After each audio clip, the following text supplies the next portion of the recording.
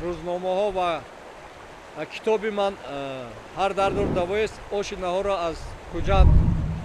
با دوشنبه آورد به دیگر رایون‌های جنوب چون که من از جهت علمی وقتی که در کورس هشمی قریب بالا کار میکردم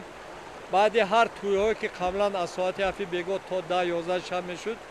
بیمارای زخم روده تلخدان خروج میگرفتند بیمارها زیاد و من اینو پیشنهاد کردم که در صبح البته غذای سالم محترم خورید دوام روز به حل میشه. این خیلی انعنی خوب است بسیار خوب میشد که بسیارتر این غذاها در پگاهی میشد مردم ملکه میرد آش میخورد طول صبح مثلا 6 8 ساعت غذا الکه حل میشه تا نصف روزی هم برای هضم خوراک هم برای سلامتی آش نهار یعنی گویم بهترین انعنی مردم تاجیک است.